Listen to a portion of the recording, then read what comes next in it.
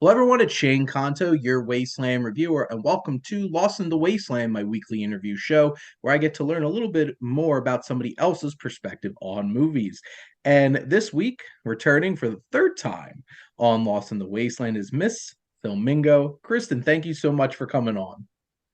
I am great, Shane. I'm so happy to be back. It's been a minute since I've done this, and then it's been a minute since I was on your channel because the last time I was on your channel was like when we did the Coen brothers, Oh, geez.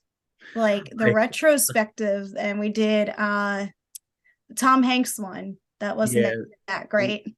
Lady Killers. Lady It's Killers. been interesting because I've had a couple of guests on recently who I hadn't had on in 2 years, Hmm. which was crazy. Like I had Mac on recently. I'm just like, I Mac, I saw. haven't seen you in 2 years. I know because you haven't even been on our show. Just so you guys know, I co-host a Yep. podcast with one of my best friends, Mac, and we host like M&K Productions podcast. But the last time I think you were on for like one of our first Oscar specials. That and You were that also really on bad.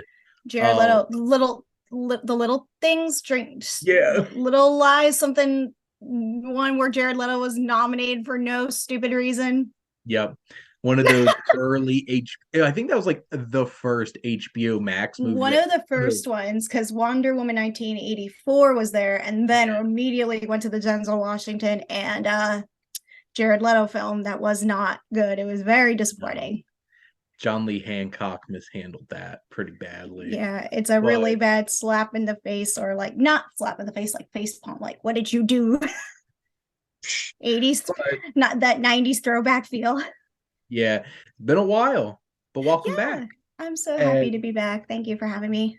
absolutely. And is there anything else? Obviously, you got to talk about your podcast real quick, but anything else you'd like to shamelessly plug before we get started? Shamelessly plug, I love that. I contribute to Sif Pop twice a month. I contribute to Scribe Magazine. I am also a member of the League of Cinephiles. So if you want to check that out, you can check that out. There's all sorts of trivia with that, and I'm a very terrible trivia person, but I go and have fun. So if you really want to see me cringe at some answer, some bad, oh gosh, if you really guys really want to see something, watch me get brutal at Harry Potter because I'm not a Harry Potter fan. So if you want to go check that out, I'll go check that out. But yeah, I'm all over if you head on over to my Instagram at Miss Filmingo. So There you go. all And to sorts of get fun things stuff. started, one of those kinds of days where you just wish you had nothing to do but watch movies all day. Kristen, what would be your movie marathon? Okay, so this is like a really great question because I love all sorts of genre in film, and some like you, we both pretty much like to watch anything. Hmm. But and one genre I usually fall myself falling victim to every time is horror, and I love horror. Like it was funny because when I was younger, I'd be like, all right, I'll be like a Disney movie marathon. No, like pretty much when I was like that mid teenager phase, like tween phase, like 13, I guess. Um, that's when I was like really exposed to horror and like especially like movies like Scream. And I love watching like any sorts of like horror movie marathons. So I'm not talking so much of like, the old school horror movies that you see from like uh the Universal monster Hmm. horror movies, like nothing like that, but I like something if I've never seen before that got like really bad reviews. I'll watch. So like what was one, like this would have been part of a marathon. I guess you can say I kind of did it recently, but I watched The Stepfather with not the original, but the one with Penn Badgley because I was like, okay, you is coming back for a new season. I really want to watch that. So I watched that and I realized, okay, Amber Heard was in this. Wow. You learn a lot about stuff from like a lot of early 2000s horror. It's great. It's fun. It's cheesy. I could watch early 2000 horror movies like every day if I could. I also watched Mother's Day, which was like the one that had like Eric Bana and like Jamie Presley. This was like part of my genre horror movie marathon that actually happened. So I Interesting. usually, yeah, I like pick like ones that I've never seen before. Sometimes I'm like, yeah, I think I've seen this one, or like if a star was in it, like that's very recognizable, even if it was really bad, like I'll watch it. Like I enjoy really bad cringy horror movies and just laughing, because then that's where you get the fun of, like, the kills being fun, and sometimes they're pretty good, other times they're not. But it's the I fun of it. It was funny seeing Operation Fortune today. For some reason, two out of the first three trailers were about like evil possession movies, and Oh yeah, it's just like the Pope's Exorcist, which I'm super excited for because I want to see it Russell looks Crowe so stupid, but as I'm an not gonna go see it in theaters. That's definitely a one that I'm gonna watch, like from Redbox, or like something that'll get exposed to like Netflix, and I'm gonna be like, all right, it's time to watch this one. Like that was not worth my $10 ticket. Oh, I'm so ready for that. I want to see Italian Russell Crowe Exorcist priest in it. And then this movie Nefarious that I'd never heard of. I'm just like, well, April's gonna be a fun time. April's But a unique month for film. Let's face it, for 2023. starting off with Mario and then Yeah, getting creepy. I'm not gonna lie. Mario looks pretty fun. Despite what we consider the Chris Pratt casting, I'm ready for it because I enjoy Chris Pratt. I love Chris Pratt. Jack Black Bowser's gonna be so worth it. Have you So seen the excited. promotions going on right now as Jack Black has been doing his due justice and dressing up as Bowser? I love Yep. it. I mean, to be honest, if I was part of this Sonic movie and I got to do like promotion, like let's say if I was a Yoshi, I would be wearing a Yoshi outfit or something, because I'm just like one of those people that would want to get dressed up and be like, yeah, you're gonna come see my movie if I'm dressed like this. Like that's how I feel. I wish Jim Carrey did that for Sonic and just dressed up as Robotnik for all of his interviews. That would have been fun. Or Ben Now, Schwartz as like Sonic, like in a children's Sonic costume. oh my God. It'd be Now, great. Kristen, just imagine that you had a friend who had Oh, never watched a movie before. What would be that first movie you would show them? that's such a tough question because everybody's so subjective about film. Um, I would love to show them like La La Land, because that's like easily one of my favorite movies of all time. Mhm. But I feel like if you're gonna get somebody in the foot door with like film, then I feel like you should go with a classic, with something like Back to the Future. I feel, because that has all the action, it's got comedy, it's Mhm. got some thrilling moments, it's got all the great moments that you enjoy about film, and I feel like that's like actually a safe choice, and it's probably one of the best Robert Zemeckis films, to be quite honest. I Because would probably his argue the career. best, honestly. Um, he started off strong with Back to the Future. I feel like Back to the Future, and I've gotten some Star Wars answers to this too. I feel like Mhm. those are like, you know what, they can capture that magic of movies, and I think they would be a fun thing to show. Yeah, I guess why people say Star Wars, because that's got the magic and stuff, but at least Back to the Future, I feel like that has some ground to it, despite what goes on with that film. I feel like Star Wars is a lot because not everybody's really into sci-fi, and I feel like at least with Back to the Future, you got really great actors. I feel like that's more notable, and it's basically become pop culture staple. Not as well, I mean, so it's Star Wars, but I feel like there's a lot of audiences that like are not crazy Star Wars fans, but they might get it crazy out with the fandom. So I would choose honestly Back to the Future. So You just put that friend in a room with a bunch of Star Wars fans, and then yeah, see how toxic movie fans can be. that one fan honestly just is in the corner like, I don't like Star Wars, and then they're like, you're shamed, off with his head. You know, they can go Oh to the man. Reddit of Star Wars, the Reddit side. Now, Kristen, we get so many sequels out there because, money. And people want to see continuations of stories. But what's one film that you would love to see get a sequel? It was so funny because I made a TikTok about this about a year ago. And I think one movie that absolutely deserves a sequel is The Nice Guys. I think that is Shane Black's best film to date. So shout out to you, Shane, and shout out to that Shane Black. They are both really good. They're not only great people, but Shane Black has, done selects all of things, The Predator, not the best, and I don't recommend that. But if I'm going to recommend anything from that film category, it's The Nice Guys. And don't get me wrong, 2016 was a great year for Ryan Gosling. And I just love the connection that he has with Russell Crowe. Mhm. And it's all out funny, it's outrageous, it's fun, and it's a film that really keeps your interest for a really strong time. And it has a cult following, and I don't understand why Hollywood is not understanding that, because it was like a Hollywood budgeted type of film. It had all the big scenes and sequences, the action scenes were all good, but nobody really got to see it. But then over time it's become, like, I believe, a cult favorite. So The people on the internet love it. People at yeah, Sif I love it. love it. I love it. I For know Sif sure. Pop people at Sif Pop love it. I love it. It's one of the best. Oh, I love it too. And I don't think it's going to happen anytime No, soon, I if know it's ever. not. Thanks, Warner Brothers. Uh, Yeah. the hot mess that you are. Yeah, the hot mess is what is Warner Brothers. Though we enjoy them. At least I enjoy them from time to time, but right now they're not doing too well. No. And you know what would break them out of this? Nice Guys too. I They mean, do you probably know would. what? If Nice Guys could save them, just do it. I would love to see Russell Crowe and Ryan Gosling as those two characters Not again, because even it was that. They so need to much do fun. another film together, I think. Because I think they are really good with each other. Even with the promotion, they were really great with each other. Like, if I remember Hmm. watching their press junket stuff, and they were really great together. A lot of fun.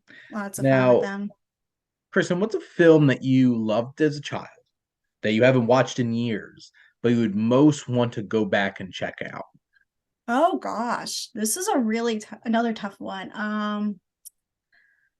Oh gosh, uh, I don't know. um, I'm trying to think. Maybe as an adult, like, I grew up watching A Cinderella Story a lot. You know, the Hilary Hmm. Duff film. Like, I was growing up in that 2000s period where, like, Hilary Duff was the icon of Yeah. a lot of young girls' childhoods, and I'm watching her on How I Met Your Father, and it's not a great show. Let's face it.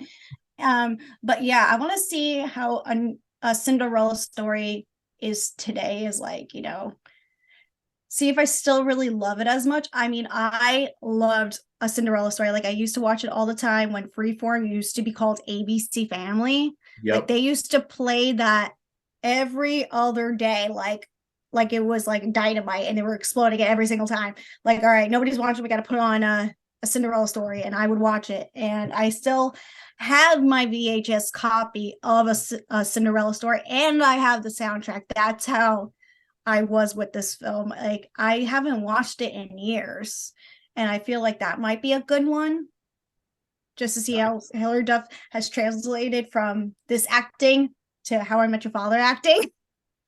Yeah, So Lizzie McGuire, Hilary Duff was so big at one point, and Hilary Duff just kind of disappeared for a she while. But did. She I'm did. glad to see her back. I wish I'm that show happy to was see her more back too. interesting. I wish How I But Met Your Father was more interesting, because right now it's very lukewarm, because all the people that are on it right now, like, they're supposed to be playing people in the 30s, but literally almost every single cast member is like in their mid 30s at this point. it feels very like they're all trying way too hard. That's what They I all feel. are trying way too hard. And I just was like surprised, because one of the recent episodes, Megan Trainer was on it, and I was just like, what the heck is Megan Trainer? And she's acting way too hard. Like, everybody is trying their hardest Mhm. to milk it, and it's not funny, except for the British guy. I kind of like the British guy. He keeps me intrigued more out of everybody. He's fun. He's fun out of literally Hilary Duff and her love interest. They're having like Josh Peck go full blown like Drake and Josh. And Josh is Leighton Meester from, like, Gossip Girl. Like, they're bringing, like, some pop culture people that I believe you even grew up with as well. Like, I was like, Mhm. oh my gosh, Josh Peck, Hilary Duff, Leighton Meester. Like, everybody's coming in. Well, everybody needs a job now. So let's Yeah, I just all mean, throw them in. true. How I Met Your Father. Now just imagine you could go to any place from a movie. Where would you want to go? Oh, this is another good one. I would want to go. I would just be interested in seeing, I would have to say anywhere La La Land was filmed. So all the But like sites, so the where like Damien Chazelle version of it. like, going to Seb's Mhm. and the planetarium, with all the, where they do that beautiful sequence of them flying in the air, and it's just Yep. like that beautiful ballad that happens. It's I love it. Like, and I was in LA for a couple months ago for the first time, and if I had an extra day and if I had somebody who was a tourist, like no, not tourist, but a tour guide that could take me, I would have done it like in a heartbeat, but I couldn't because I was there for work and I only had a weekend to do as much as I could. But I I would love wonder to do that. if they have La La Land tours. I'm If sure they, they do. yeah, if they don't, I feel like they're missing out on like a big market there. Yeah, I mean, like, how fun would that be? We do a whole day, and like at the end of the tour, you get a piece of chicken on a stick. Chicken on a stick. Oh Yeah. my. Now, obviously, we talked a little bit about a film that you haven't watched since you were a kid, but what's a film that you watched too young? I don't know about a film I watched way too young because I grew up in a strict house, not so much strict household, but I grew up with parents that were actually very concerned about what I watched. Like if I went to the library, they would always be like, "Let me see what you're checking out." They would make sure it was like, PG, it was safe. And, I wasn't exposed to like PG-13 movies until like I was like in middle school. That's when, you see most PG-13 movies given the fact you're in middle school. But one film, I feel like I was too young. I don't know if I was too young because I guess it was rated R, but I had a bad experience. I don't remember if I talked about this the last time, but I went to go see Wolf on Wall Street, and I brought an old friend that I'm, you know, not really friends with anymore, and then my Hmm. sister who was like 12, maybe not I don't know if 12, maybe like 14. I was about 17 at the time, and I feel like anybody who saw Wolf of Wall Street that was not over the age of 20, then they were scarred for life given what goes on. I feel like that was a lot. And I watched that with my parents, and just knowing that, I feel like that one might be the best. Yeah, I was in college at that point. I'm pretty sure. Okay. Well, yeah, that came out my senior year of college. So like I was a senior in high school. So, I was 22 years old when that came out. I And mean, you were the perfect, I feel like the perfect age for that. Me as a 17-year-old with parents, you're sitting next to them. It's like, yeah, life it was decisions very are not interesting good. timing because I was writing my senior thesis of business education, how film has changed our society's outlook on business. And I just finished my first draft and submitted it a week before that. And then I went home and I saw Wolf of Wall Street. I'm like, That would have I been would great. have had so much. You would Well, have that was so the thing. much to say. The thing is, like, I didn't have trouble finding bad representations of business in movies. I had a lot more trouble finding good Mm-hmm. representations of business in movies. But like it was a very interesting thing being an accounting major at the time in school and going to see that and realizing like big city money people just doing debauchery and all kinds of stuff and hearing about like businessmen applauding at the end and stuff like that and just being like, well, that I don't regret staying in higher education. Mm-hmm. So there you go. But that I imagine that was a lot to take Yeah. in as like a senior in high school. That's And it's a lot to take in just an adult. yeah, Honestly, it's a lot. It's a it's a it's a lot. it's a lot of a film to begin with. Yeah. Now, thinking of something a little bit more like personal, what film experience have you had that you feel like legitimately made an impact on your life? Um, One of them is my comfort movie, and that is 21 Jump Street. Hmm. And this was a time when to the movies really was my escape for me because I had a grandfather who was sick with cancer, and he was in the hospital a lot. And my family and I are very, very close knit. And, my mom was busy. When my dad was at work, my mom was going to the hospital. And, I would go to school, then go to see him, or he would be at my house just sick. And then I was talking about 21 Jump Street for the longest time and wanting to see it. And my mom wasn't going to be able to take me. So my aunt ended up taking me. And I remember it was my cousin and one of my cousin's best friends. We ended up going. And I remember even the row I sat in. And for like the 2 hours that movie ran, I forgot everything that was going on in my life.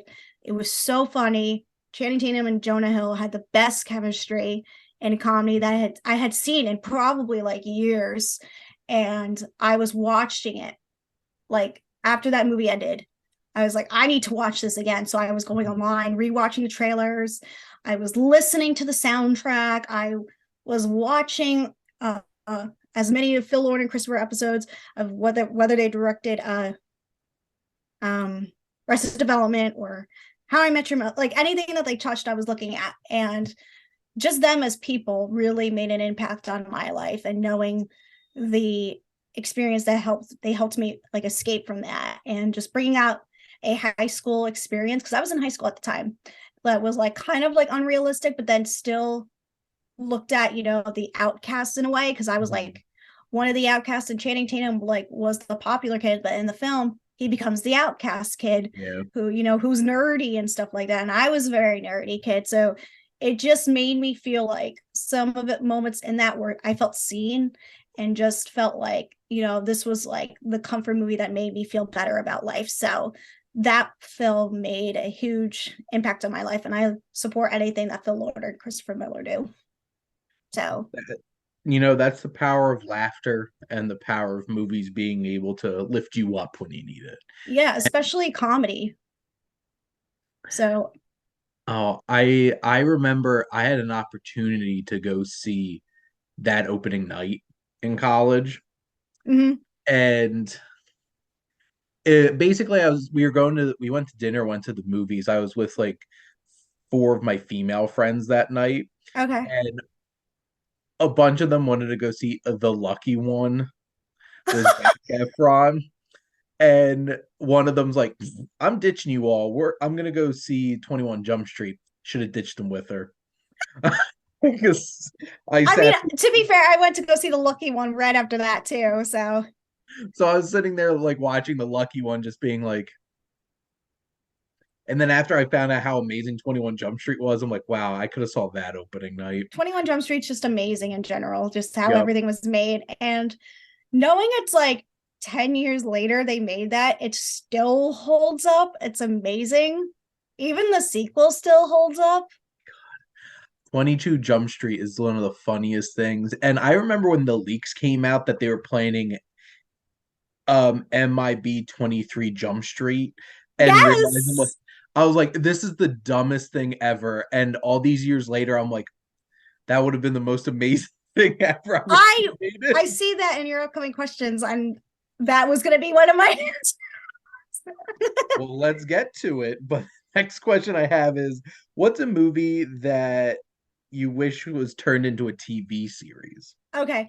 Um, I feel like that would be a good answer, but it's not a series. It would be like another film set to be turned into a sequel. I guess that kind of answers the question. I don't know. But I would love to see if they could do a mini series that involves Jonah Hill and Channing Tatum still going to high school, like going to high schools across the country and trying to crack down as many cases as they can, just for a mini series. And like, I don't know, like Channing Tatum could be like married, or like still living that bachelor life, or Jonah Hill could be married. He's like, I'm gonna be a father with a kid on the way, and he's going to high school still trying to crack down all these cases. And then the wife is like on the phone, are you out partying? And Jonah Hill's probably like, no. And then meanwhile you hear like some Lizzo or Dua Lipa song in the background, as there's like a house party or something.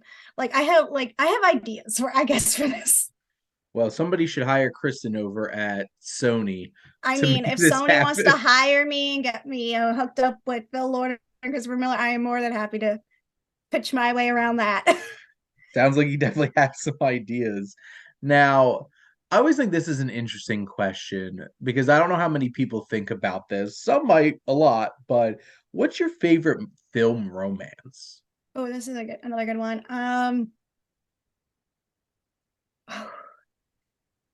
I have a wide variety of interests.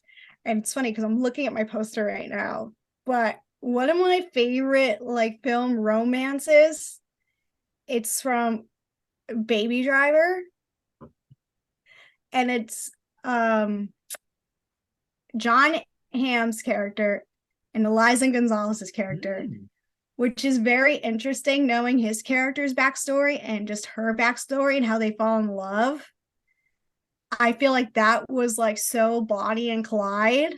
Hmm. I really enjoyed that. That's like a really good one. But I also enjoy Baby, you know, Ansel Elgort and Lily James. One of my favorites is Tony and Maria from West Side Story. I enjoy Ryan Maria. Gosling.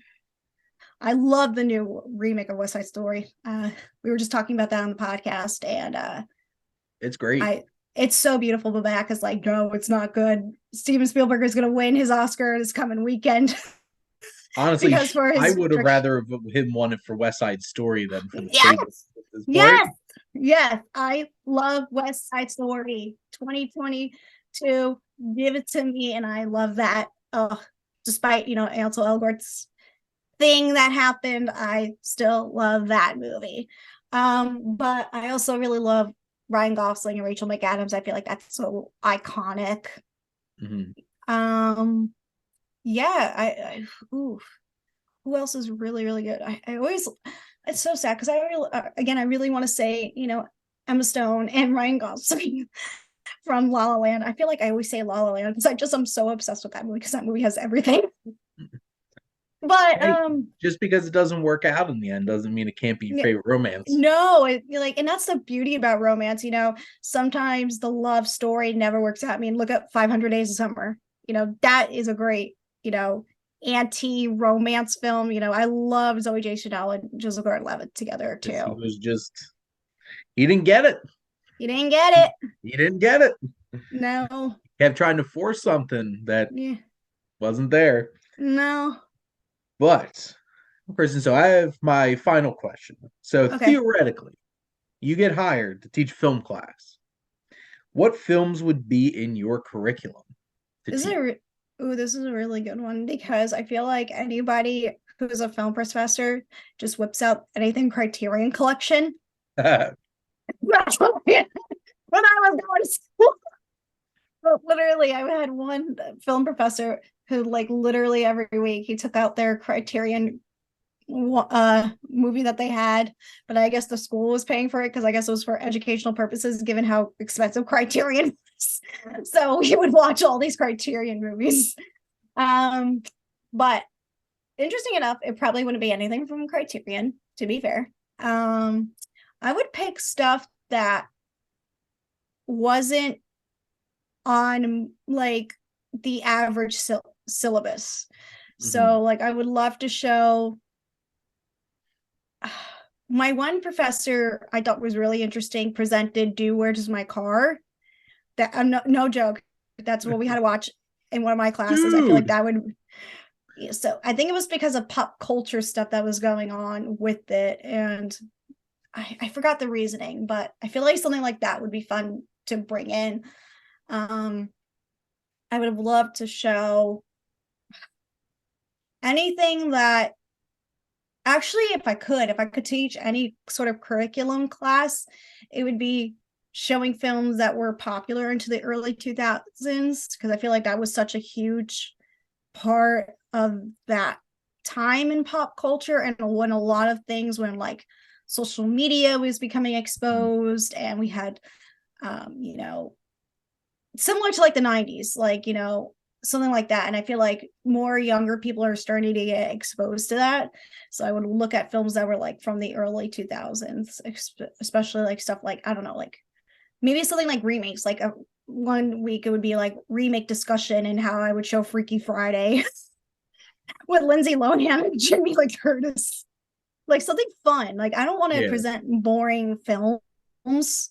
that's like, you know, the documentary from the 1920s. Like, I don't want to say that. Like, I want to get people excited about film because, when you get into a film class, everybody's like, oh, yeah, this is going to be easy A. It's going to be an easy A, but I want people to have fun and take away Mhm. from it. Because I took so many film classes and I can't tell you how many times where I just walked out of the classroom sometimes and I was just like, this movie's not making an impact on my life. It does not show me anything new or what the current state of environment is. Like, I felt like some stuff was like outdated. But yeah, maybe like maybe I could do like a comparison contrast type film, like maybe show Shane and like Logan one day. I feel like those two would be great combinations.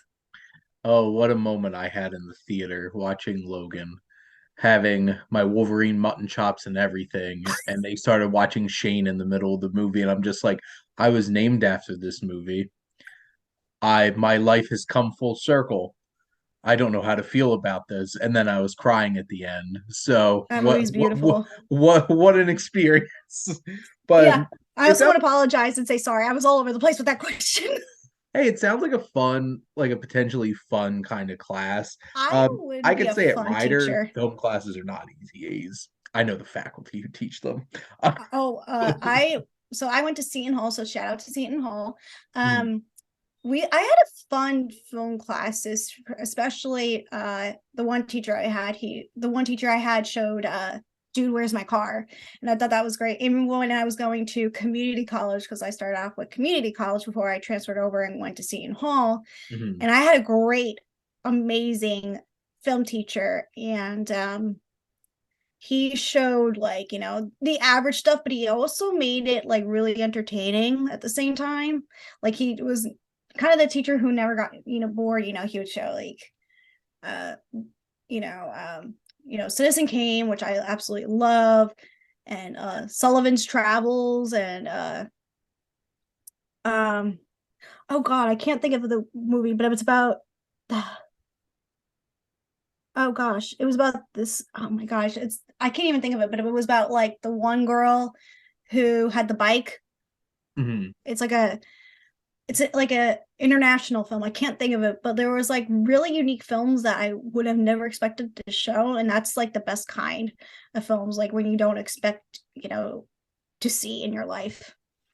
So Well, I think going to your film class would be a fun time. I hope So, so. and I think people would have a fun time. I hope Now, so. I always like to wrap up this show by letting my guests ask me a question. So, Kristen, what would you like to ask the Wasteland reviewer? Okay, if you could travel back to any time period in film, what would that be? I don't know if anybody has asked you that before. For me to like watch movies like for the first time. Yeah, so like maybe you want to go back to the 70s or 80s or the 1920s, like any time period. If you want to go back to the time Charlie Chaplin was around. Well, I think how I am right now and what I've been exploring for myself because I started my own podcast that's like I only release an episode a month and it's very much like a personal journey for myself. And it makes me think, what if I could be there at the dawn of cinema? What if I could have been one of those people sitting in a theater and see a train come at me and think, "Oh my God, there's a real train coming at me," or like seeing Trip to the Moon for the first time in like 1902 or something Oh like that. gosh.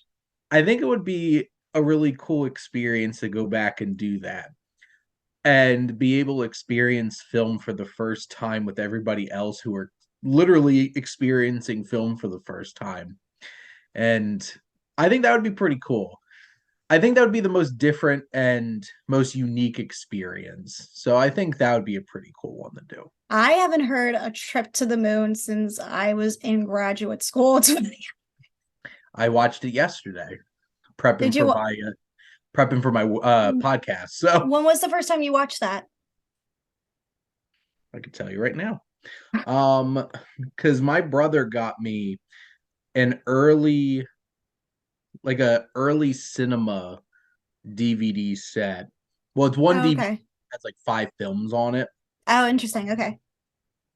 and it's on there. And come on, I'm getting my spreadsheet to critical mass for the amount of data that I put in it. I think the first time I ever watched it was December 2020. Oh, okay. And it's like 7 minutes, eight It's not minutes. a long movie either, so I've watched it 4 times since then. But like and I actually did it for so like when I need to like squeeze in an episode and I can't get anybody lined up, or maybe I just want to shake things up, like I do the questions and stuff like that. My first interview where I did a film was I had my wife interview me about Trip to the Moon wow, that's fun. because my so like just so that the next times you'll come on, I'll be interviewing you about the films on your curriculum. Oh gosh. So it could be a possibility in the future I'll be interviewing you about Dude, Where's My Car? Oh Uh, Lord, I gotta go back and rewatch that. well, I would have to rewatch it too. I haven't watched that in I years. haven't watched it since college, so it's been a minute. And it was funny, recent episode of the podcast, we just did like a little retrospective of like Ashton Kutcher's film career. Ashton Kutcher. But my film curriculum is the history of science fiction. Oh, okay. And Trip to the Moon begins it all. Um, and my wife's is a history of westerns. Oh, So fun. we've done Stagecoach and High Noon, and I think the next one we'll do is probably The Searchers, and Okay. we'll probably spend a lot more time once we get up to Clint Eastwood because my wife's not a big John Wayne fan. She's a big Okay. Clint Eastwood fan though. I Um, mean, nothing. I mean, given how Clint Eastwood is as a person, he does have a lot of good westerns. he sure does, and they're a lot more interesting than the most of the What is that? John Wayne. What is it? The Old Mule is one of them, or what is it? What is it? What Oh, no? What I was know. the last one? Like the Mule was one of them, I think. I guess you could technically kind of call that a neo western. It's Cry Macho was Cry the Macho. That's what it was. yeah. Cry Macho was very much a neo western, but like the last western Clint Eastwood ever did was Unforgiven, and he won't make another Oh one. god. Yep. But Because that's which not like a thing anymore. And westerns, I feel like, are not a thing. You have to make it like a neo western. well, I think yeah, just ask Taylor Sheridan. Yeah, true. uh, um uh, his that's his whole thing for the most part. Um Unforgiven Taylor since Sheridan has become like the Clint Eastwood. Let's face it, though. Taylor Sheridan has become Paramount Plus's cash mule. Yeah. Like it's basically if you're not Star Trek, South Park, or Taylor Sheridan, you have no place on Paramount Plus. I mean, the Teen Wolf, the Wolf Pack, but that first episode, I couldn't get past it. I was like, this is not great. I've been watching it, not a Disappointing. big fan, and I thought that Teen Wolf movie was trash. As a It took Teen Wolf me fan, 3 days to watch it because I as a kept falling Teen asleep. Wolf fan, I was sad how that ended because I was a Teen Wolf diehard. Like I watched it when I was a freshman in high school and watched it all the way to season 6. And knowing the way they ended it with, Derek, sorry, spoilers, but you're due now. He dies. I'm just like, you just wasted the greatest character on Teen Wolf. Are you for real right now? That movie And was knowing they 50 bring back minutes too long. Allison, I was like, not here for it. I'd be like, I'll take Derek any day. But they want to do that new series. Not gonna lie, I would probably watch that series though. Yeah, that movie was 2 hours and 20 minutes and could have been Yeah, it 90 was minutes. so long. I was like, when I Like, pressed I play, I don't, was like, I thought it was gonna be like an hour thing, like a special, but it was not. It was like 2 hours, and I like sat there. I was like, I got other stuff to watch. This should have not been 2 hours. it was But 2 hours and 20 minutes and it felt every second of it. it's sad But too because Dylan O'Brien wasn't even in it either, and I loved Styles so much. he's He's too the big, Yeah, I know. apparently. Yeah, he knew. He was like, No. something's not gonna go right here. I'm not signing on. That's why he lent them the car. He was like, here, just take my car. Because actually Dylan O'Brien owns the car that appeared in the Teen Wolf movie. I don't know if you've seen the series, but this is Nope. just yeah. So the Never car watched an episode. that And Jeep that's in the film is really the car that Styles drove on the show, and Dylan O'Brien actually owns the car because that was a gift, he took from the all I show. care when I sat and watched that movie, I'm like, why is this not about just a teenager being a teen wolf and playing basketball and stuff? This isn't my Yeah, teen. you mean there's no Michael J. Fox here? There's no Jason Bateman? I just when did this become like supernatural or like some crap like that? I'm just like this. I don't think this was the point of Teen Wolf, but I get it. They did something different, and I just did not like that movie. Mike Hilty and I did that. The Scribe podcast was just bad. The two of us are just like, ugh, what was this? Now Mike still apologizes every time you have him on. It's just like, I'm sorry I put you through that. Oh But no. you know what? It's all good. It's not like that's the worst movie that I've seen this year.